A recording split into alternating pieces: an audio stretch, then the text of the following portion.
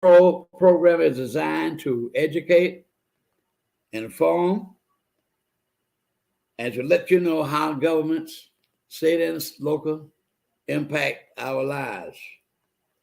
This program is sponsored by our Black Media Network, Mr. Julius Hall, our president and CEO of this operation.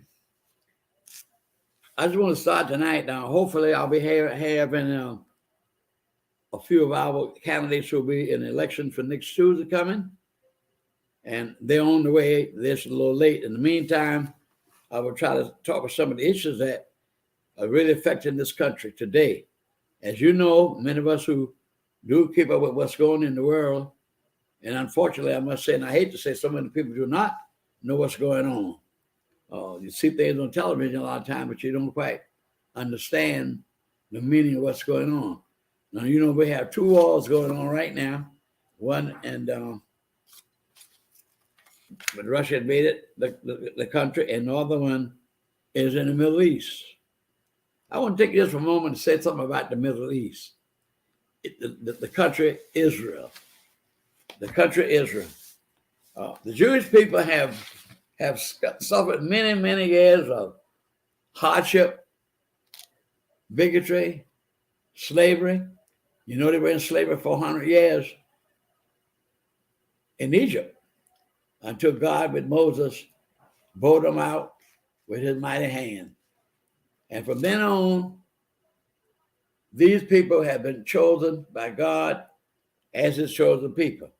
Now, a lot of folks go and say, I don't know Jews this, no Jews that. Jews got this, Jews got this. But let me say something.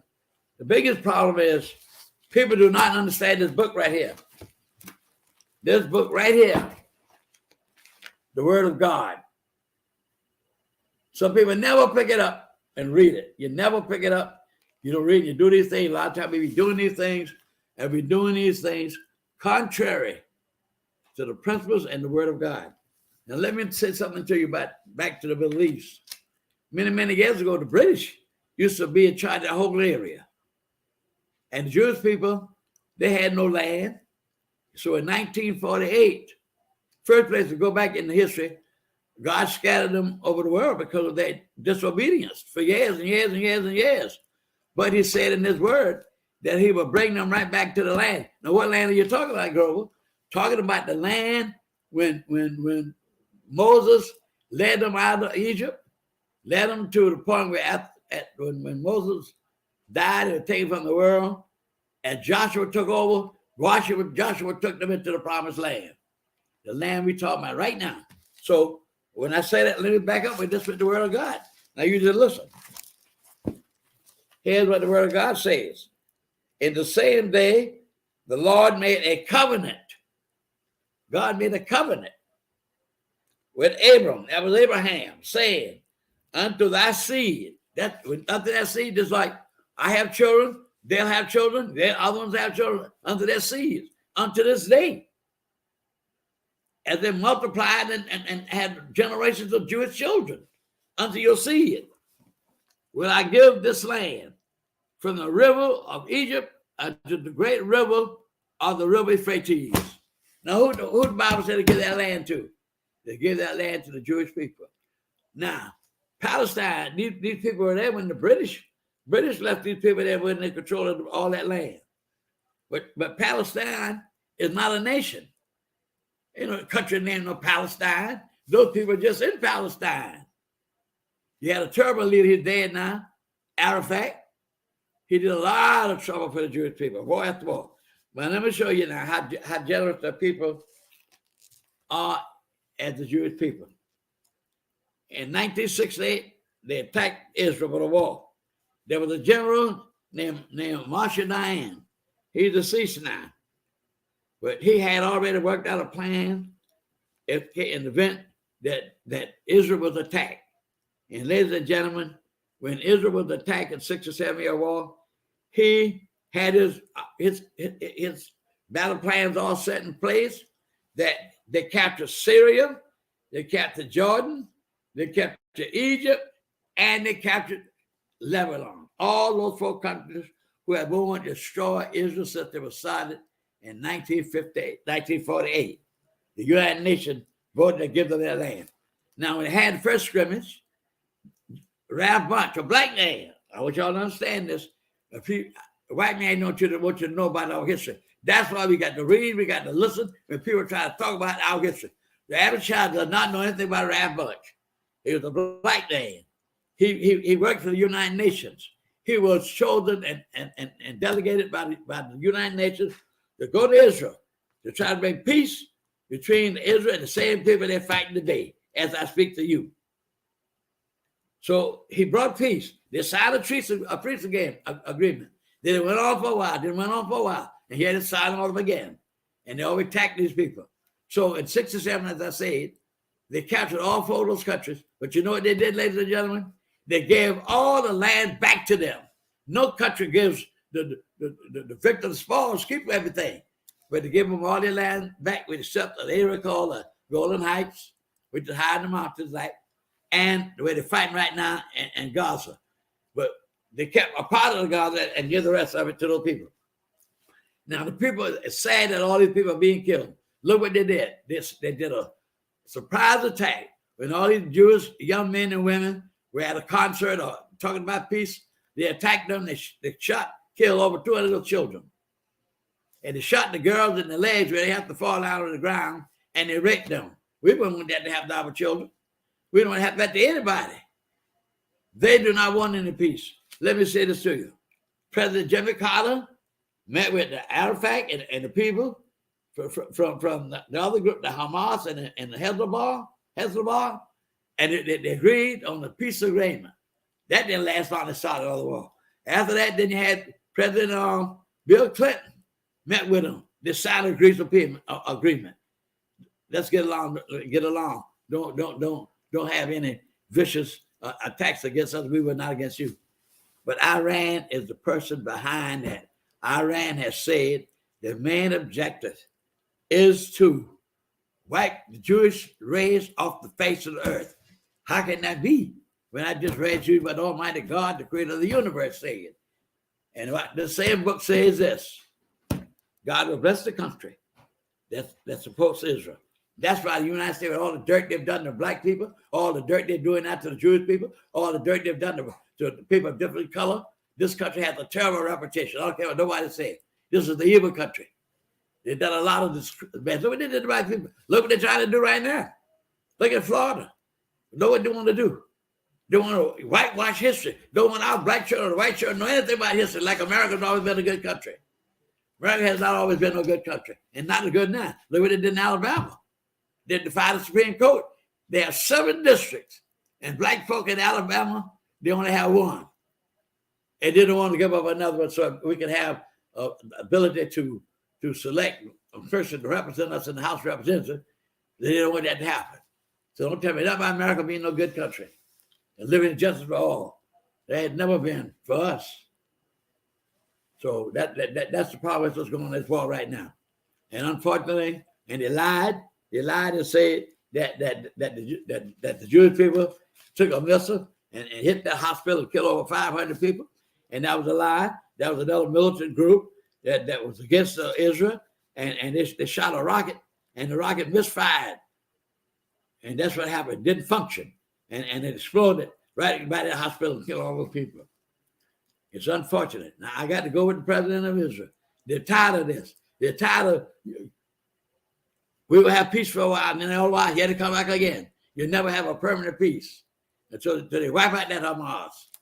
Unfortunate people go down. War always bring death. Look at the Civil War.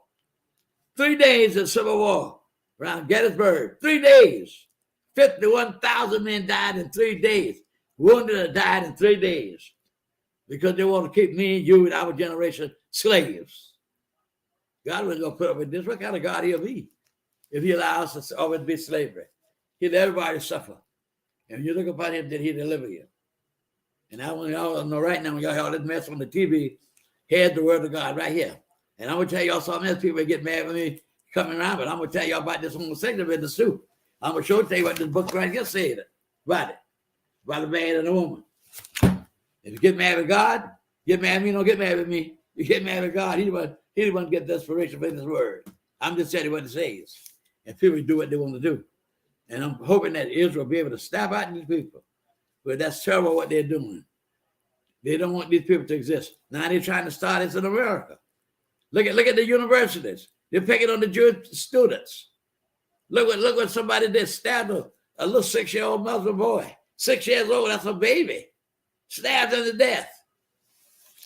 So that's the condition that we have today, and we will have to do something about it. And I thought I would let y'all know what's going on with this war. And we got Ukraine going on with that war with Russia, invaded that country. So those are two wars we got going on. And some countries of Africa, they having rebellion. Political parties are having rebellion. So it's hell going on all over the world. And you got the people in America hungry. You got the Republicans, the Magna group of Republicans, want to cut Social Security, want to cut Medicare. And ever since President Truman in 1952, when he was president, he took over after the assassination. He took over the country in 1952 after President Eisenhower succeeded him. And when he sent his message to Congress, one of the planks in that message was he wanted to have a national health insurance that every Western country of the world had a national health insurance for their citizens, except America, the greatest and powerful country in the world. And who got it? President Barack Obama was able to get national health insurance. And the Republicans don't like that. They want to cut Medicare. They want to cut Medicaid to the poor people. Some show you what even Georgia was one of them too. I don't think we got to that point yet. The federal government was going to take care of all the expense for Medicaid for 3 years, and then the states would take it over. They didn't want to do that because they'll have to pick up the bill, the tab. But they're taxing people. They're overtaxing people. But the rich folk always get all the benefits. And that's what that needs to happen, is to stop. How does that happen? We have to put people in power that will listen to those people who are unprivileged, like most of the black people and other minorities people are. There's no need for nobody in the richest country in the world for children to go to bed hungry in America. But children do go to bed hungry in America. They do, and that's a shame. We have this article, this paper I was reading right here. World War shortage in food. We have so many children going to bed and hungry in this world. It's unbelievable. I give no bragging on my part, but I give money to 3 organizations that feed children every month. Every month. If you want me to do it the next time I have a meeting, I'll hold up my American Test statement and have it draw the line up on it. I give money to the UNICEF, that's feeding the children. Give money to feed the children. Give money to save the children. I give $25 a month to feed the people right here in Savannah, Meals on Wheels. Just call the city sister, ask Miss Patty, do I do it? People are hungry in this country. People standing on the corner and begging now. I do give money for people begging, holding out hands on it. The lady told me they can do it as long as they are not blocking traffic. But I went to the store the other day, the young white fellows outside, and I used to start giving $2 or $3, but he went in his pocket and took out a pack of cigarettes. And I said, I ain't gonna give him out a dime because I can't support this habit. And he's out there asking people money, and he liked the cigarette. Nobody gave him to him, had to buy them. So you give him money, he go in and buy cigarettes. We can't support this habit. But we have all these problems that we have in this country, and we're gonna have to deal with them. Now we're coming up with a very, very, very important election in 24. And everybody know about this man, Donald J. Trump. And everybody's turning on him now. But like the old saying goes, and Dr. King said this in one of his speeches, truth crushed to the ground will rise again. And they all say another saying was, the truth will out. Now they're turning on Mr. Trump. Or this mess in Georgia, where they call that man and told that man to find him 780,000 votes, whatever it is, so he could overturn Georgia, because Georgia went for Democrats instead of Republicans. And they all lied. And a lot of them turn they're going to be electors. Those are the people that count the ballots and cast the ballots and send them to the vice president of the United States to certify the election. A lot of them put their names in there and they were the elections, they're in trouble. All of them, and I was surprised to see that the black man and the black woman caught up in that. All of them going to be tried. Many of them going to be fined and some of them going to jail. That's where it ought to be. Now, Mr. Trump has had a gag order put on him. He's calling people all kinds of names and saying what he wants to say. And that black lady in Washington, that federal judge, she has a funny name, then now you know what I'm talking about. Miss something like Trumpets, whatever her name is. She put a gag order on him, and she turned around and released the gag order. And now they took it to the appellate court, and the court had temporarily allowed him to go say anything he wanted to say. I can't understand how this country allowed a man like this to do it with the things he's done, caused the insurrection. People lost their lives. Some of the police officers was killed, beaten to death. So one or two of them committed suicide. Millions of people, thousands of people coming on you like this. That's what happened at insurrection. And then some of the men in the Congress saying, oh, that was on the tour. That was just like a normal day tour. That's a lie. They were trying to overturn the U.S. government. That's what Trump was trying to do.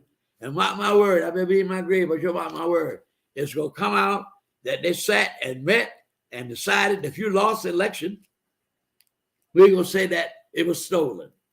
And that was the lie that went on. Sort of remind me when Christ was risen from the dead. And he went to his disciples.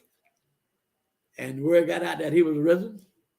And they paid the soldiers the lie to say that while they slept, his disciples came and stole his body. And that lie has been in operation to the day that the Jews believe it today. And one or two Jewish people, now many of them are coming over to Christ. You see this man on television, Rabbi Schreider. He's a Jew. But he talks about Christ, that Christ came to the Jews. That's God sent him to the Jewish people first. It was the Apostle Paul that brought us into Christ, into the Gentiles. That's what we were. We were the Gentiles. And I tell you the truth, that we had that lie still going on since centuries. So we're really in a messed up world all the way around. And now we have this down. Look what happened the other day in Maine. All that killing. You go to bowling alley, you don't know when the fool will come in and start shooting. They're in a bar, you don't know when the fool will come in and start shooting. They will not pass a weapon reform. Well, I see one of our guests is coming on board right now, and I hope she's ready to participate in this discussion, what we're here for tonight. But I wanted to really inform you all. I'm really glad I had an opportunity to speak on what's happening right now about the world. And now we're going to talk about what's going on where we live in Savannah, Georgia, with this election coming up here, coming Tuesday. And my view is simply this. I'm not running for office. I ran one time and didn't win. I don't knock anybody, but I lost a man that never did anything in this community. It looked like we got this thing coming at the same time. Somebody never done anything trying to win an office. But now dude got somebody that's been in here, and I'm going to interview her first and let her speak to the audience. How are you this afternoon, Ms. Keisha? Hello, Mr. Thornton. Hello, Savannah. Hello, our Black media. It's good to be here with you all tonight. And I'm happy. Busy Go ahead, day. I'm sorry. It has been a busy day on our path to victory. We are checking all of those necessary boxes and just continuing to do whatever it is, what it is that we do best. And that's the lives of people. Ms. Keisha, let me say this to you. I'm so glad to see you. I hope a lot of people are listening to my show, but I do know the word is going around. My son and I went to the grocery store yesterday, and a young man spoke to me, tall young man, house with glasses, and he said, "How are you, Mr. Thornton?" I can't remember everybody, you know. He was so younger than I was that time. And I said, "Oh, fine, how are you?" And I asked him, I said, now, let me ask you a question. He told me his name was, I think it was Cooper. And I asked him, was he going to vote? He said, yes, sir, I'm going to vote. And I said, I don't endorse anybody to vote, but since I'm on my show, but sometimes I'm just talking to him like I'm talking to you. I'm just straight myself. That's why I named my show Straight Talk. I'll put no punches. You like me, fine. If you don't, I'm going to try to do what's right. And I'm a race man. I would tell you that from the beginning. I'm a race man from when I put my life on the line in the 1960s, lying down on Bay Street by that City Hall in the street. Wow. All these sit-ins. Y'all just don't know what we went through during the 60s. People didn't arbitrarily give you the right to sit to a column. We had to demand that. The oppressor never gives you anything. The oppressor will have to fight and demand what you want to get. So I spoke to a young man the other day, and I said, now what I want you to do, son, I want you to be a voter. He said, but son, I'm already a voter. I said, oh, fine, you vote next Tuesday, then I hope. I said, I don't get in your business about who you voting for. He said, these are what he said now. I'm going to tell you like it is. He said, one thing I know, I'm voting for two people, two women. I said, a lot of women are running. What two women you talking about? He said, I'm voting for this lady named Keisha for mayor, and I'm voting for this other lady named Alicia for that post too. I said, both of those are fine women. Both of them done a good job as far as I'm concerned. And you know what that man said to me? He said, well, I hope every black man realize, I'm just quoting what he said, that our present mayor is buying the white people and not the black people. And he said the words, hold on, one of these things right here. And that's proof is in the pudding. You know what he always said, the proof is in the pudding. So he said, well, I think this lady will do a great job. That's what he said to me.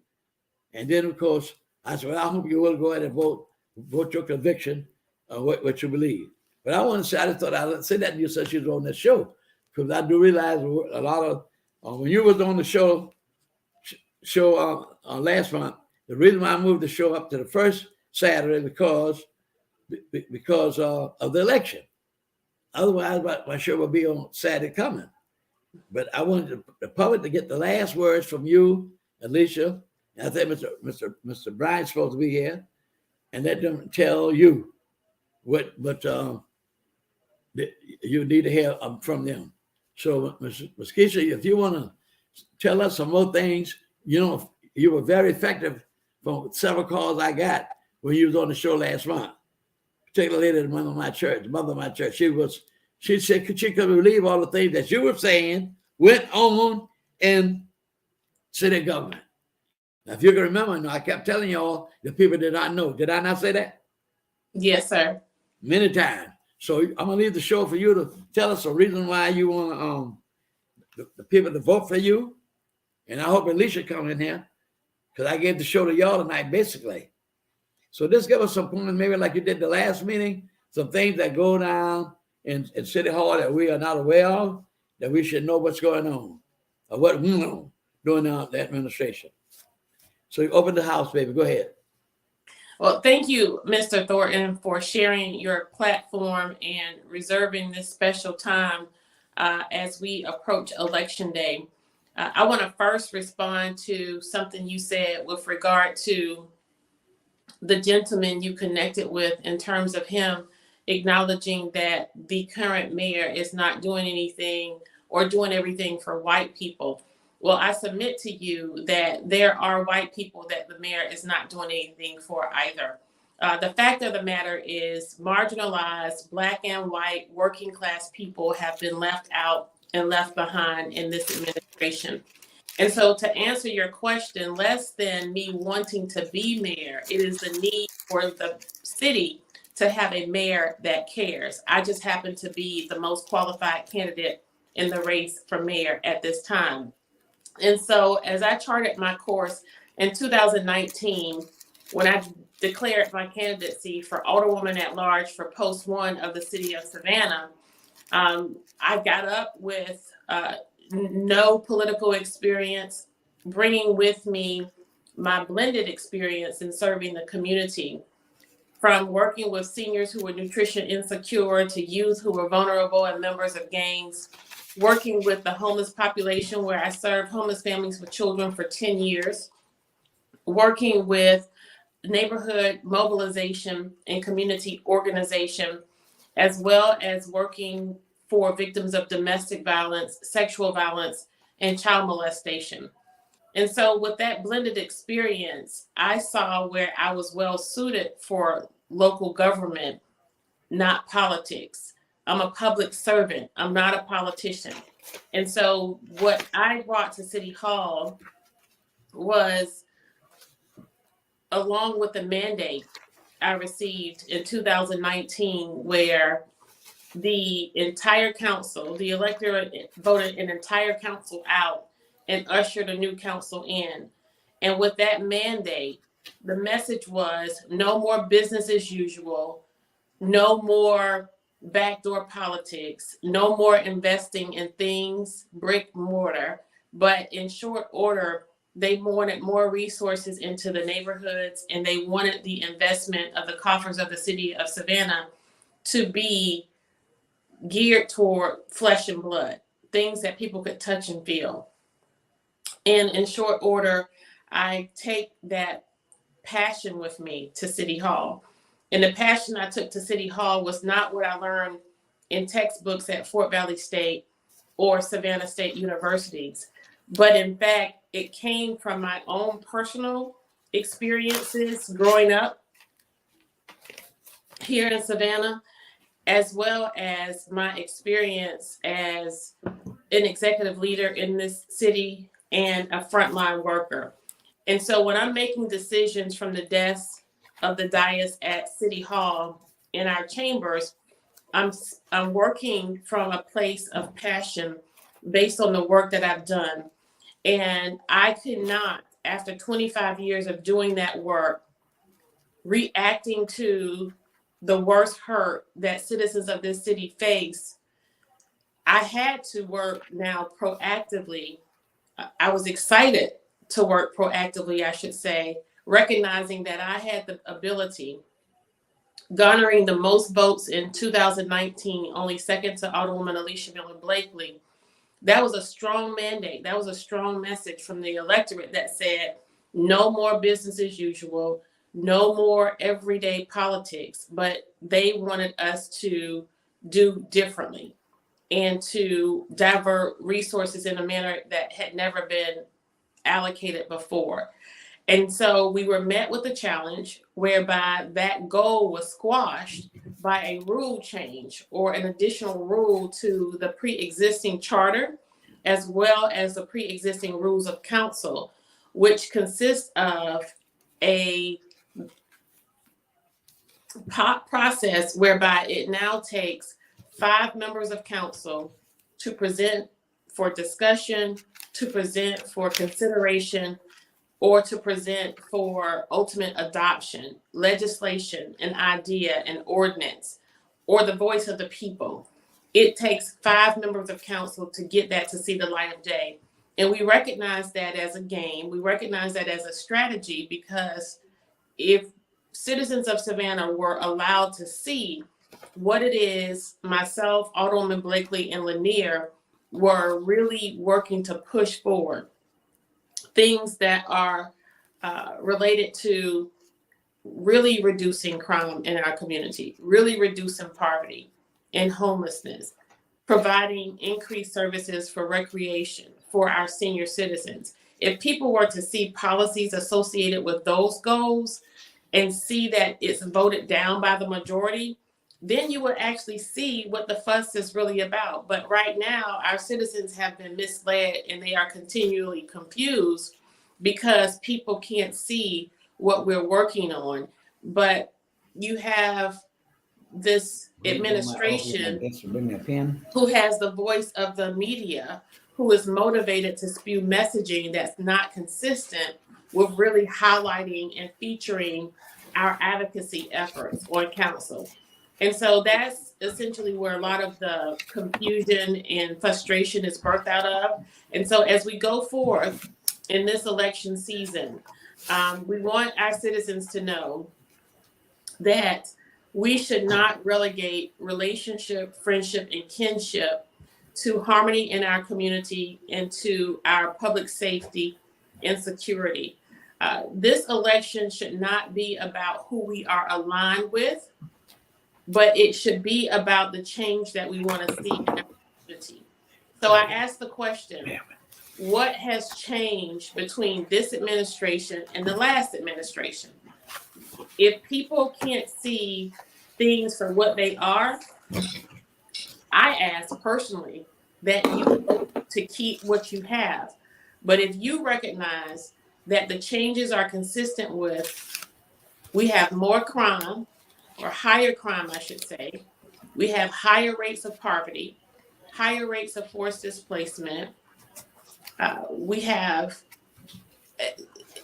higher deficiencies in almost every area. Crime, poverty, homelessness, forced displacement. The only thing that is low is morale. Your taxes are even higher this administration than in the previous administration. So this is not rhetoric.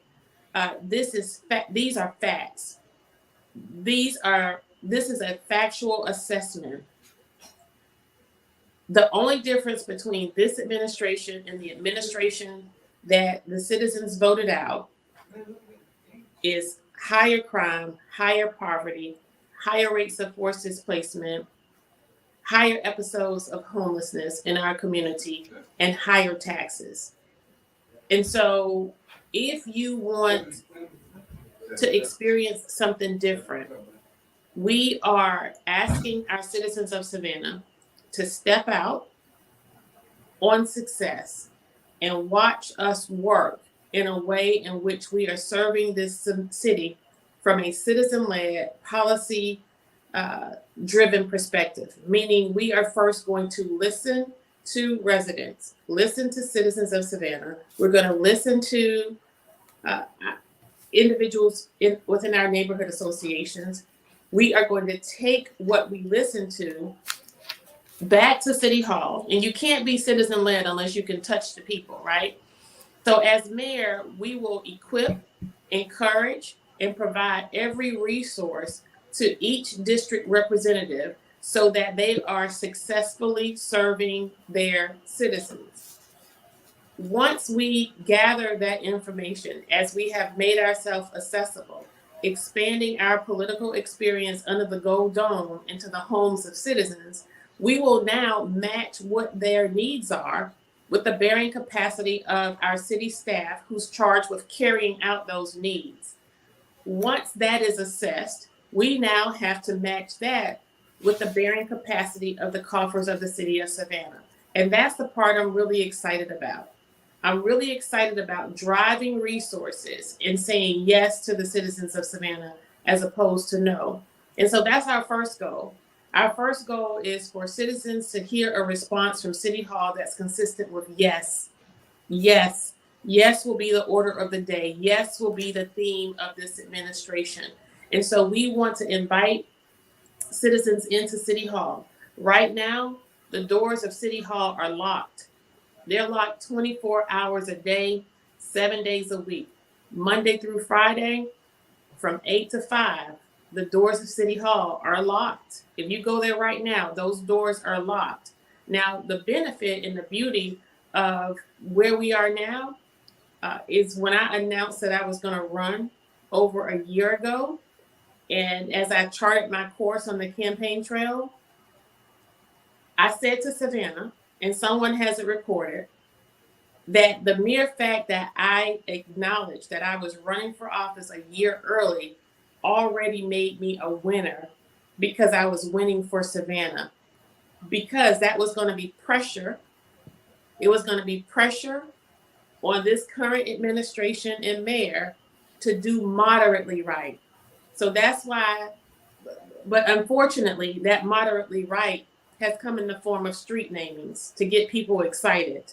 And so we want Savannah to know that you deserve more. You deserve to have streets named, but we can do better. So we want to stop manipulating the people with peanuts, right? We want to stop manipulating our people with peanuts and bring them into the fold and make them whole. Because right now, we see that our citizens have been gaslit. So we want to close out Mr. Thornton, I see you have another guest coming in, and I simply want to say to Savannah, you've been locked out of City Hall, and your resources have been locked up. Keisha is the key to making all of the resources that a citizen deserves available to them. We are going to, at every single level, crime, poverty, homelessness, forced displacement, gentrification, your tax dollars, wasteful spending, you are going to see a difference. Not only will you see a difference, you're going to feel a difference immediately when we take office with this new administration. And it will be in a way in which Savannah has never demonstrated before. So we want our citizens to recognize that this by far is the most important election in the history of Savannah. In 2019, we said that we were not coming to play the game, but we were coming to change the game. The changes have now occurred in real time. You've seen it play out. For the first time in the history of Savannah, we have more money poured into and pumped into these campaigns than ever before. This current mayor has more money than every candidate combined in this race as well as the previous race. What I want to demonstrate and what I want Savannah to help me do is put Savannah on the map in a way that shows the world that Savannah is not for sale and we're not on the take. We're smarter than the tricks. We're bigger than the endorsements, and we're more than the money. Our people can no longer be manipulated. No more can you tell citizens what you think they want to hear and react. I need more than a compliment. I need to know that you did more than play the piano at my mama's church. I need to know that somebody was more than just my daddy's principal. Relationship, friendship, and kinship, when it comes to our harmony and community, and when our public safety, we don't have any allegiance or alliance there. We must take our city back. Very good. Well, I'm glad you came on the show. Yes, sir. Let me ask you two questions. First question I want to ask you was, I don't know whether this is authentic or not. You would have to tell me that some money was sent down to the city. I guess it goes to a certain department in the state, then it filters down to the city. But anyway, that this money came down, and it was for 50 businesses, Mm-hmm. and only one black business got the money. What was the problem with the information? First, was that a true statement? Secondly, was the information dispersed with other black businesses could apply for the money? From what I heard, that they knew nothing about it. You know anything about that? Is that any value to that? Yes, sir. So you're speaking of the CARES Act funds that were released at the top of the COVID crises here in our country. And those funds were released to various municipalities across the nation. Savannah was one of them. And so the unfortunate occurrence was that money was released to our local SBA, who was charged by this administration to disseminate with little oversight. We learned that there would be an open portal for local businesses to make application for those funds up to $50,000. And so we started getting calls from citizens of Savannah stating that when they went to apply, the portal was either closed, inaccessible, or they were told that there were no more funds available. So this was alarming to us because this was within 48 hours of the opening. And so that issue led to us delving a little deeper, and we requested the allocation list of businesses who actually receive funding, because no one around within our social network, professional network of all walks of life, we couldn't find people who had actually received those funds. And so we looked at the list and did a survey of the list, and learned that, and I think we asked for some demographic information on the recipients of said dollars. And on the list was only one African American, one Jamaican business out of all of the businesses that received funding. And the piece that was more problematic was that 90+% of those businesses were in the downtown corridors of our city. And further insult to injury was that the funds were applied to pre-existing loans that the businesses already had on the books of our local SBA. So it was an unfair advantage. And so that's consistent with a lot of the examples of how this administration further hinders our ability to demonstrate that we are an inclusive government and that we are unbiased. So that's just one of the examples. Another example is the fact that we have over 600 alcohol and liquor serving establishments who have license or permits from the city of Savannah. That permit for restaurants provide them an opportunity to increase their revenue by up to 40% or more. And we noticed a theme as we were sitting on council that for every African American business that was presented, they were consistently denied. And so again, we delved a little deeper and looked into the practices of how these permits were being given to business owners.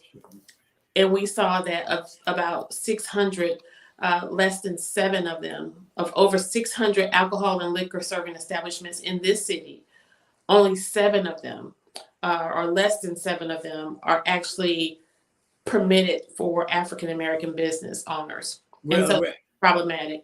And so when we talk about equity, when we talk about inclusion in this city, the government of Savannah has to be the example and be the standard for all others to follow. And so when you have those type of culturally entrenched practices happening in government, we perpetuate a divide. And so as Savannah's leader, we first will adopt policies and practices that are consistent with showing our city that we are inclusive. And that goes for women-owned businesses as well. Well, I like to say this, that to me, that's totally discriminatory. And these businesses, evidently, a lot of them don't know how to apply for the money. The money has not been really advertised. So that's discriminatory. Now, you just told me about this community, 2 things that's happening should have been known to the community. See, one of the problems, I'm going to say this up front, one of the problems you all have down in that city government, you all do not work together. I had to commend y'all for one thing, and that was you all voted to remove that white man off that square. That was a cemetery where black people are buried. And those that did it in the past was terrible. Now, I don't know whether this is so or not, but I understood. Is this true? When I ask you a question, I expect the truth, and y'all paying out the truth. You said that last time you was on my show, that the mayor wanted to leave a marker that this square was once named after George Calhoun. You never mentioned that man's name. That man said slavery was a good thing for Negroes. And how y'all can have these licenses only going to white people, everything going down to the downtown. That tell me that you only care about white folk downtown with businesses. You care nothing about the local class people in the community. Some streets understood that some places have never been paved here in Chatham County. Is that so? Well, that's an example of when I say the decisions we make as leaders make us appear to be discriminatory, or it makes us appear to have those to exhibit those practices that are consistent with bias and racism even. It sure is. And so what we want to do is we want to make certain that we are not continuing to perpetuate a divide in our community. Sure don't. Because there are several people who are living in the city and who have hearts that are far opposite of what we experience by way of some of the city of Savannah policies. And we don't want people to feel frustrated and aggravated as if they are a part of it just because they are white. So we do not want to put the onus on all of Savannahans. The onus is on the leadership. The onus is on the leadership of this local government to make decisions that are consistent with inclusion and equity and not the opposite. It goes back to an example of perpetuating the divide is when you make a decision to host St. Patrick's Day, but you decide not to host Martin Luther King holiday, right? I need to bring so what I want to say, because it's not, we are not going to usher in those pieces that are of high sensitive nature. We are going to make certain that we are handling them in a way that is not signaling divisive messages. We have to make decisions and make very certain that not only the appearance is, we have to go beyond what the appearance of things look like, because I think that's what this administration has got caught up in a lot in terms of how things look. We want to focus on the hopeful spirit of our community, but we also want to drill down to the nuts and bolts, because at the end of the day, you cannot like somebody. We're going to have those judgments and not like somebody for some reason or another. People are just people. But when you have policies in place and you practice those policies that ushers in cultural inclusiveness, yes, ma'am, we don't have to worry about anything. And at the end of the day, people just want to be safe and they want to be able to make a living. And the truth of the matter is, Mr. Thornton, this community is far more united than we are divided. And I'm not going to focus on a divide, but what I am going to do is we're going to go forth from a policy perspective where a lot of these issues are concerned. In that way, these decisions will be will be accepted wide and broad far after we are gone. And if they're changed, people will know about it. Good. Because we're also going to do away with that policy where it takes 5 people to get an item on the agenda, so that my council will be able to openly serve their districts. Right. And in that openness, the city will see, their districts will see what their goals are and what they have actually been working on. Because right now, it appears as if there's just been a lot of friction and aggravation, because that's how the media spews it. There hasn't been one media outlet, not one. There hasn't been one media outlet to focus on the fact that the legislative process of the city of Savannah has been hijacked. And that, my friend, is at the core of confusion of this council. But the media is more motivated to talk about the confusion as opposed to talk about the issue. So we talk a lot about civility, but we don't talk about the causes of incivility. Well, unless and until we do that, we're not going to solve any problems. So note to everybody, that's going to be the first change that we make. We're going to give agenda access to the entire council. And what people should know, why this is so important and why it's such a big deal, because it doesn't happen anywhere else in the United States of America. You can't find a council anywhere that operates this way. Nowhere. Okay, ma'am, I'm so glad you came on the show. And as Nick Susie approaches us, I'm saying it to the citizens. We've come a long way as a race of people in Chatham County, because I can go back in the 60s, we had nobody down that town. Nobody. And it just depresses me when we don't move together as a people. And I don't care how many of these things y'all get in the mail, somebody's giving a lot of money somewhere. That's all I got to say. I've been in politics, been working in this community since I was 17 years old. All the political advisors council, we ain't nobody black downtown at all. So don't pay no attention to all of this. I thought you gave us some very good points, ma'am. And as a person, I want to say that I hope the people will listen.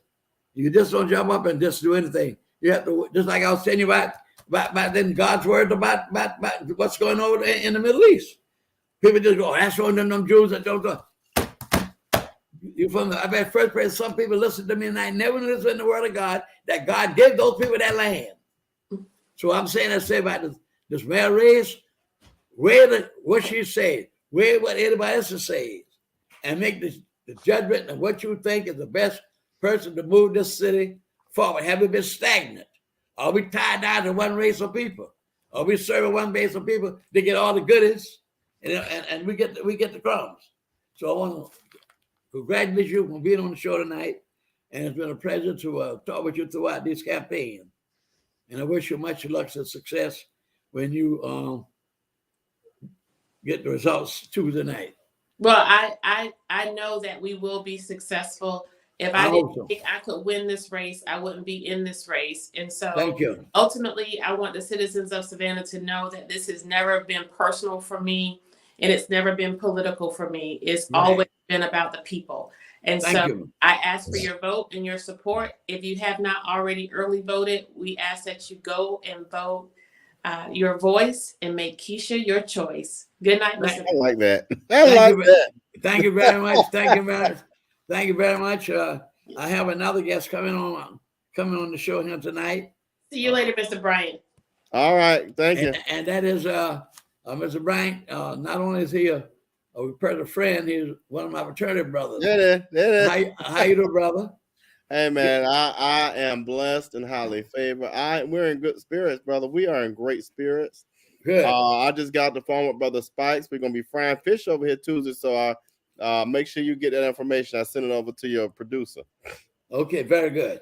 Yeah. Now I'm happy to have you on the show tonight. You in this district running. Yeah, man. You're running for the 5th district representative. Is that correct? That is correct. That is actually your district. That's my district. I'm just going to say that is my district. Yeah. I'm in the Brother Thornton, check this out. I did not know you knew my good church members, Mac and Audrey Singleton. Oh, sure. Yeah. So many people know me, man. So many. Yeah, man. I'm still around. If the Lord says so, it's up to him. That's right. The days are forfeit in 16 days. I will be 90 years old. Though. Thank you, Jesus.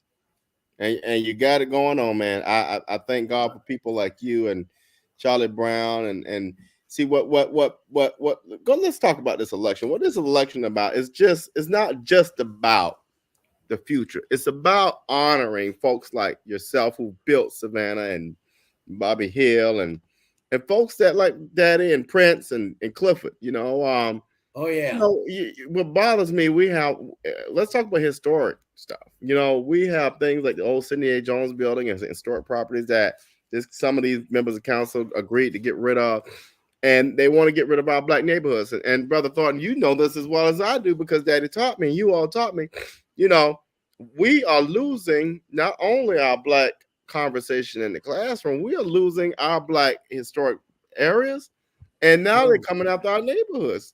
So you grew up in the Savannah where you couldn't go to Owsley Park, could you? You couldn't go to the landings in Georgetown, but now they want to come take what's ours. Take it. Come on with that. We got to protect that. We got to protect that. Well, let me ask you this: give me one or two of your main goals that you would like to effect and make change on? There's something that opposite what you think ought to be opposite in the right direction. Yeah. So I have two different things. I'm an educator by trade, so we have outcomes. So over in 4 years, I want to have certain outcomes, and overarching things are, and I'll give you two overarching things, and then I'll give you goals. But the two overarching things that I think are most important for the audience is to understand that we're going to protect our community, and that means from gentrification and developers. We're growing too fast and too quickly without a lot of thought, and that means we are impacting the environment. We're impacting flooding. We're impacting people's lives. We're impacting a whole lot of things without thinking and slowing down. So that's the first thing. The second thing is making sure that what is said out in the open is said behind closed doors and the advocacy matches.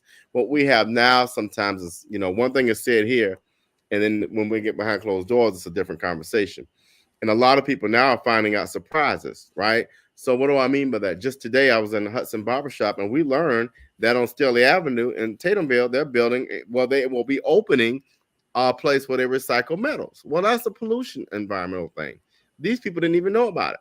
Liberty City has a new event space coming up on the side of it. They didn't know about it. Sylvan Terrace will be seeing a new apartment complex come up, be built right across the street. They didn't know about it. So that's a lack of transparency and conversation. And so that's different. Now, the things I want to get accomplished in the first 180 days is what you heard from the 68 mayor, from Alderwoman Keisha Gibson Carter. We want to restore agenda access, number one.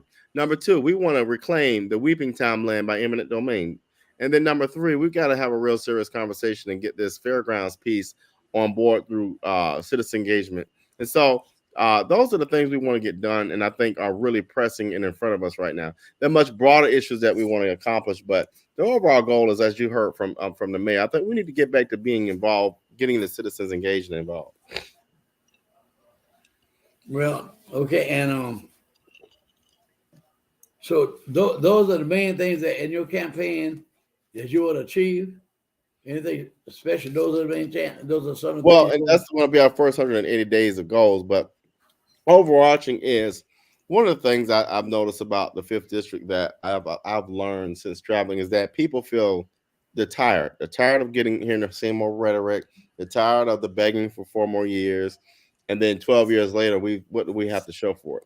In fact, somebody brought it to my attention that even in our district, we don't even have what I call a comprehensive grocery store. What I mean, so like a Publix or a real Kroger's. We have a red and white, but that's only on one section of town, and it's not comprehensive.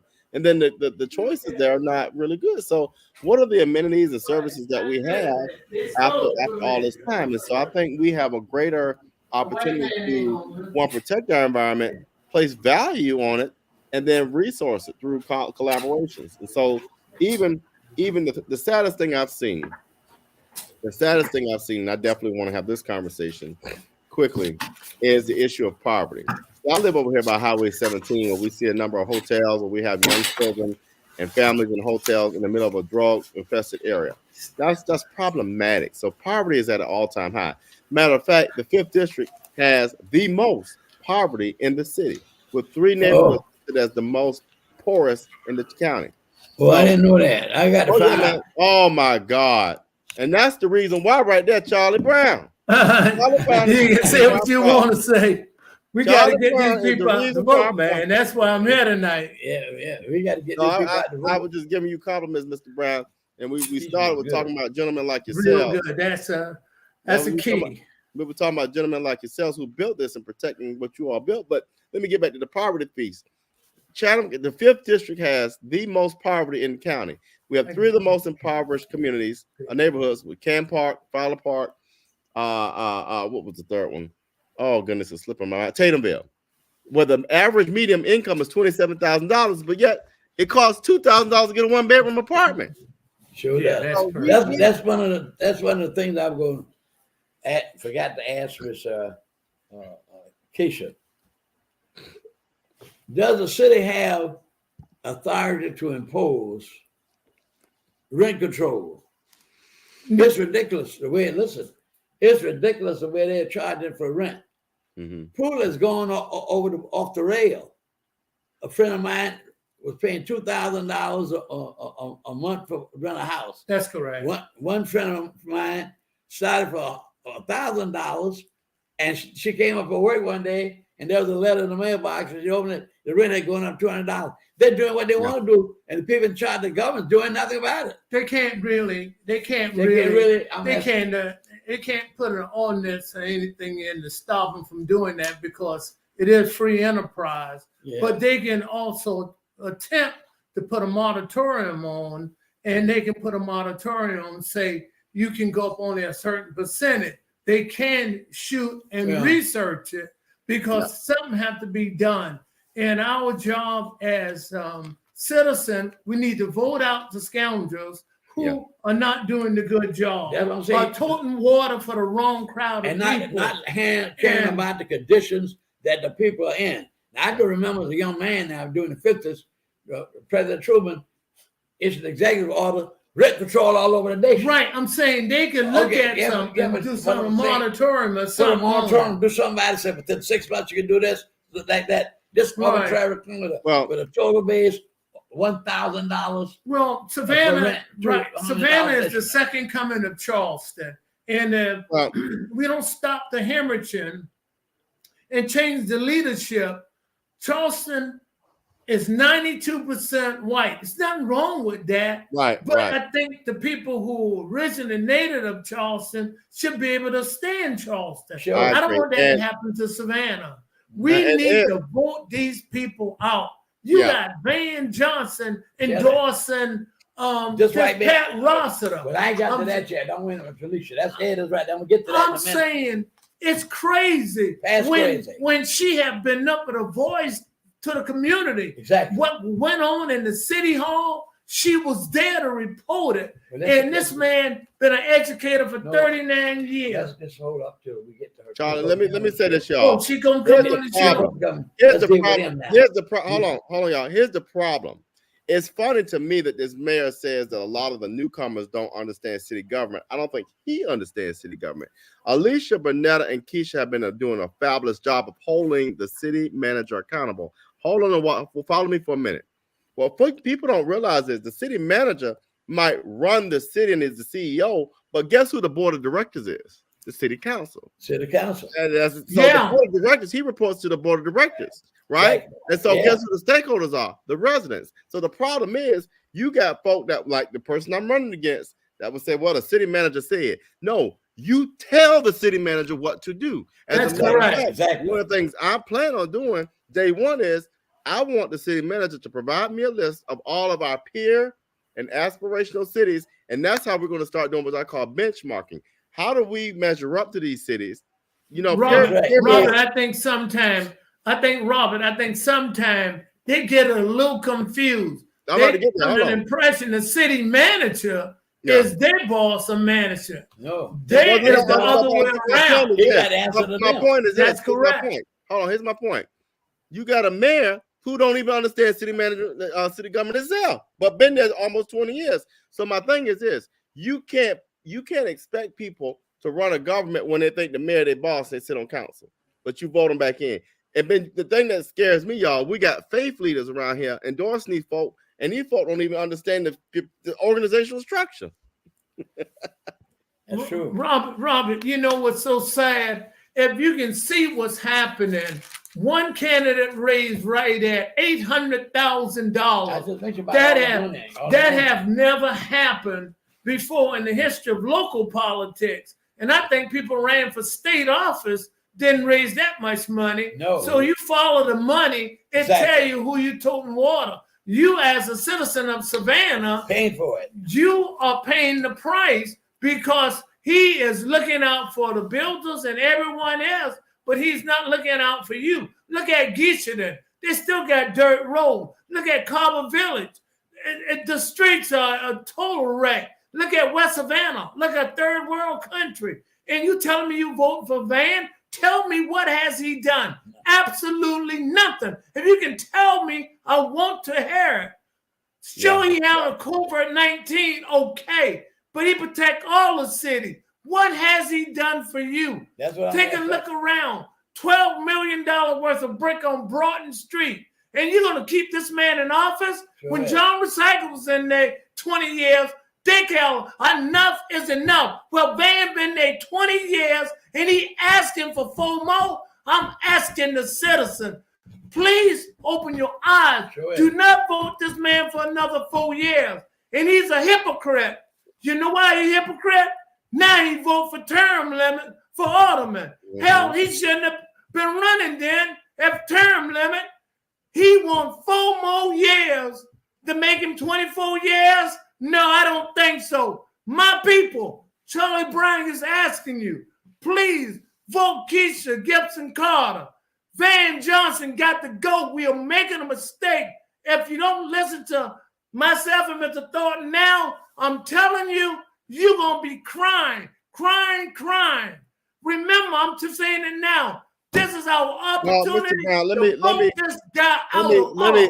let me help and make and I agree with you, but let me help and make it make sense to people. Because a lot of people they hear that and they're averse to it because they feel like it's negative.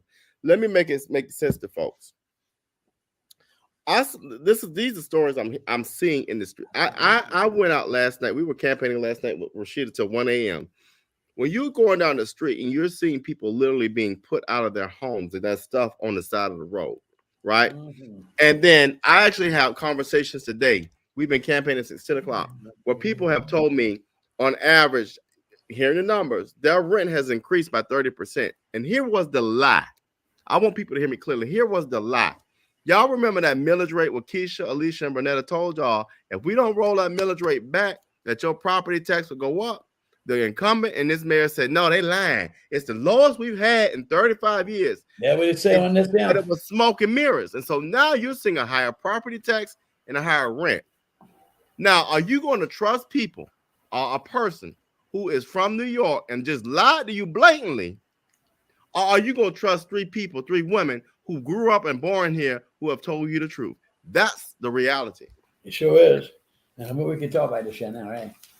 Yeah. Well, Alicia's supposed to be here, so until Mr. Julius cut us off, we can have our discussion. I fired Yeah. Julius. I'm in charge. Well, Mr. Julius, we can go 30 minutes. No, okay. Black Media Network, we have some control. We Yeah. run the network. No white man gonna tell us we gotta go off the air. All right. We are reporting the truth. It's the eve of election. Election is Tuesday, and we got to inform the people. Now let me Don't make the mistake. Now let me say about this man here, this white man. I would like I have understand me very straight. I had the highest respect, like I said last month, for Ms. Jackson and for Mr. Johnson. Yes. Mr. Otis Johnson. Otis Johnson. The highest respect. He broke the barrier for us and at Armstrong College, and I guarantee it wasn't everything sweet. As a Jackson worked herself off during the political advisory council. I stood up in my church, but not my church, Christ Church. I'm sorry. I stood up in the church I go to and praised her and told the people what she did and how effective she was with that political advisory council. But what gets me, when you come and want to endorse a white man over a black woman who speaks out and done a good job on city council. Let me tell you something. Now, this thing here, this man's talking about all his top priorities. Well, tell me something. This is what he proposed to do. Tell me something what he has done for the black community. Black people don't even know him. No, and he's been an educator for 39 years. If he has, why hasn't he? Wait a minute. If he's been an educator, if I were he, I would say, look, I used to be an educator, and I'm telling you this here, I would never let them take away teaching black history to black children and the children of this country. He should have stand up for That that. he ain't opened his mouth about that. No, he he used to talk didn't. about what do you want to do? Don't tell me what you want to do. Tell me some things you've done for black people. Hold on, Black people don't even know it. That's correct. You got the white black man pushing the Negro, That's pushing him. correct. That makes me angry. That really gets to make me angry. Where we fought for civil rights for black people, didn't have a office, couldn't do it. They wasn't even on a board in this city. That's right. Wasn't even on a board. I was the first African American chairman of the Board of Public Health, but that was in 92. What about all the years preceding 92? May I jump in? May I jump in? Let me tell y'all. Let me say. Hold on. I despise a black person. If unless Miss Lisa was no good, I told her to sit there last month. Even if she wasn't, no, and she great people. Even if she wasn't, you don't. I will vote you out. I'm not gonna put no white man. And I don't know that Miss Jackson voted this white woman that beat that boy for 162. Right. I don't understand her changing like that. One of the things that concern is that Alethea Blakely have been one of the greatest communicators in that city from council, City Hall Sure in is. the history. I've been doing political stuff for 45 years. There have been no alder person, no mayor, no one come up and let the people know what's going on. And at then City you go Hall. turn around and vote. And all people. And this man say, Don't know nothing about black I've people." been an educator. Wait, He do no education. Yeah. I've listened to him I talk. don't give a damn But what he he do knows. not know how to govern the government when it comes to the other person like No, we Alethea got- Blakely. Oh, yeah, but even with that, Brother Brian, even with that, being an educator, I was an educator, but I was out in politics and all that. But I'm just still saying, what has this white man, the average black man person, don't even know who this man is? No. Well, let me say this, y'all. Let me say this. I'll let you speak. Okay. This is one of the key things of the playbook of the white man. he'd get a black person, 2 or 3, who are very respected in the black community, who are known as they get them to endorse him. And because Mr. Johnson endorsed him, he think black folks need to vote for him because Mr. Johnson endorsed him. Heck no. Mr. Thornton, two things I took can't place. stand that black. Two things took place. His father was on city council. Yeah, I knew his in dad. the early days. That was in the 60s. Okay, and all of a sudden he feels that he is retired. Tired to come, take What that he position. should do is to go back and be a principal someplace. If that will serve better. I'm saying he do not have the knowledge to be on city council. And tell you number one, what's sad about the whole I don't like it because situation, he's going against a black woman. what the whole situation is that he made some statement, I guess was pretty profound. He said he's going to get on city council and straighten all those people up and get them to walk the right way and talk the right way. Well, He cannot do that because he's not going to be elected. You're not going to allow that to happen. She is what she is, the greatest communicator ever in the history of the All right, so let me say this, y'all, 'cause we got 10 minutes. government downtown. All right, We got 10 minutes. We got 10 minutes per the producer. But let me show y'all something. Let me tell you something that irks me about black folk in the city. This guy right here, and y'all two, and Pastor Smalls, and Clifford Hodrick, and Prince, how dare black people go against your elders and listen to Van? You have lost your mind. The people that you see right here, these gentlemen here, and this man right here, and Pastor Smalls, those are your elders. If you sit there and you listen to Van of your elders, you are a pure idiot. And I said it here. Robert, you know what you got here? You got disrespect to black people. That show you he don't care what the black people think or say. And guess what? Sure. He's saying you gonna vote for me. You gonna vote for me. You gonna vote for me. And now I'm telling you, you should vote for him too. Well, Don't you dare let no one put words in your mouth like that. We only got about 5 minutes more on this show, but I'm going to give you about 2 minutes to sum No, up. he don't need no minutes. You Listen, and I Mr. take Thornton, the so 5 bad. minutes. All right. He Charlie, has you talked quiet. enough Charlie, already. Charlie, Robert, let Well, Mr. Thornton and I close out. Okay. You talk enough. Well, We got to put the right people in. We got to vote for Alethea Blakely. We got to vote for Robert Bryant in the 5th. Yes. Change got to come. Change got to I'm come. saying, I'm asking all the people in Savannah who know me, I stand for the right thing. Yeah. I want you to get out and vote for Keisha Gibson Carter. She's going to give Savannah back to Savannah. Yes. Van have taken the city away from you. Give it to the right Do you people. know it takes 5 people on city council to get anything on the agenda? That has never happened in this city and nowhere else. This man have taken the government away from you. You can't go down to City Hall at the end of the meeting and speak no more as a citizen. You notice it don't happen no more because he and there's 4 other people vote every single time with him. I ain't got to call their name. They vote every single time. This man got to go. Mr. Thornton is an iconic person. Listen to this man. He's saying Van got to go vote for Keisha Gibson Carter. Please, I'm asking you. Mr. Thornton, thank you for having me on the show. Sorry I'm late. That's all right. I'm just excited. It's a great Tuesday coming. This man will be voted out of office. Well, Please listen. Well, I want to take this opportunity to thank Ms. Keisha for coming and Mr. Brian for coming. Brown. Of course, Brown. A lot of people. Oh, that is Brian. I'm Sometimes talking people Mr. get the Brian. bees mixed Slow up down. sometimes. Brian. Let me show. Watch this. Watch this. Let me show. And You know Mr. these Brian. people here? You know these people here, Mr. Brown? Don't get funny. I'm trying to I'm close. gonna tell on you. Did you know that was my 4th grade Yes, teacher, it is. his mama, Okay. Yeah. and his daddy was my scoutmaster. All right. Isn't that interesting? Yes, very much so. Pretty powerful. Well, I hope, like I told Ms. Keisha, I hope you have much success. And we thank I God. want the people of Thank God, Savannah man. to really get involved in this election because this election locally and election next year